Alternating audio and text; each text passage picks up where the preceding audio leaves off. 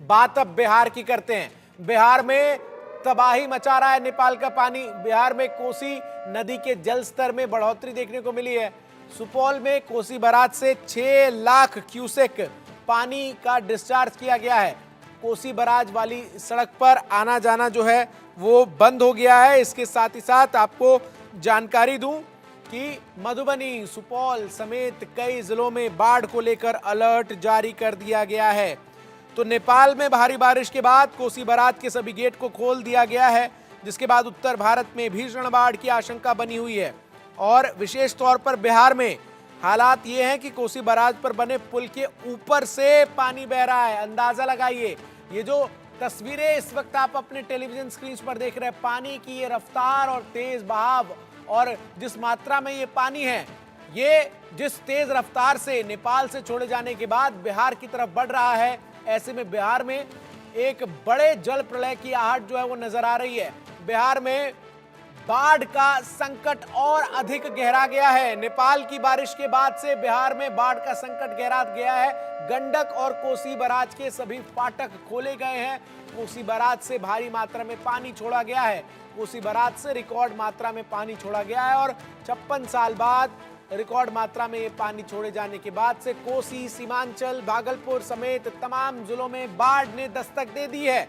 भागलपुर में गंगा नदी का जलस्तर जिस तरीके से लगातार बढ़ा है, कई जिलों को जो नदी है वो अपने चपेट में लेती हुई नजर आ रही है। कटाव के कारण कई घर जो है वो नदी में समा रहे हैं। नेपाल के तराई क्षेत्रों में हो रही लगातार बारिश से बिहार में बाढ़ का संकट और अधिक गहरा गया है। उत्तर बिहार में बाढ़ का खतरा बढ़ा है। कोसी, सीमांचल, भागलपुर समेत कई जिलों को अलर्ट किया गया है। 56 साल बाद पहली बार कोसी बराज से रिकॉर्ड मात्रा में पानी छोड़े जाने के आसार जताए जाने के बाद तटबंधों की निगरानी तेज कर दी गई है। वाल्मीकि नगर स्थित गंडक बराज से भी भारी मात्रा में पानी छोड़ा जा रहा है। कोसी और गंडक बराज के सभी फाटक शनिवार को खोल दिए गए। तटबंध के अंदर बसे लोगों को सुरक्षित जगहों पर जाने की अपील की जा रही है। बिहार में बाढ़ का संकट अब और गहराने लगा है। नेपाल के तराई क्षेत्र में हो रही जोरदार बारिश और बिहार में पिछले कुछ दिनों से हो रही तेज बारिश से नदियों में उफान है। नेपाल में नारायणी नदी और कोसी नदी का बढ़ा हुआ पानी तेजी से बिहार की तरफ बढ़ रहा है। बिहार में कोसी और गंडक नदी के जलस्तर में जोरदार इजाफा हुआ है, जिसने परेशानी लोगों की बढ़ा दी है। बिहार के चंपारण स्थित वाल्मीकि नगर के गंडक बराज और बीरपुर के कोसी बराज के सभी फाटक भी शनिवार की सुबह जो है वो खोल दिए गए हैं। स्थानीय लोगों के मुताबिक बीते 50 सालों में कोसी नदी में इतना पानी कभी नहीं देखा गया। कोसी बराज पर बने पुल के ऊपर से पानी बहने के बाद उत्तर भारत के ज्यादातर लोगों में बाढ़ को लेकर और उत्तर बिहार के विशेष तौर पर बाढ़ का खतरा जो है वो मंडरा रहा है। एहतियातन पुल पर गाड़ियों की आवाजाही रोक दी गई है। 2008 में जब बिहार में बाढ़ की त्रासदी हुई थी, उस वक्त कुशहा बांध टूट गया था।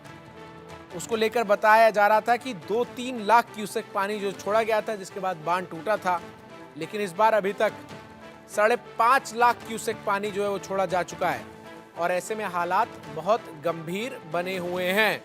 मौजूदा हालात को लेकर बिहार सरकार ने वाल्मीकि नगर और बीरपुर बैराज से पानी छोड़े जाने के बाद राज्य के उत्तरी और मध्य हिस्सों में कोसी, गंडक और गंगा जैसी उफनती नदियों में बाढ़ की चेतावनी जारी कर दी है। साथ ही 13 जिलों की 16,28,000 अधिक लोग जो हैं वो इस वक्त बाढ़ की चिंता का सामना कर रहे हैं और बाढ़ से जूझ रहे हैं।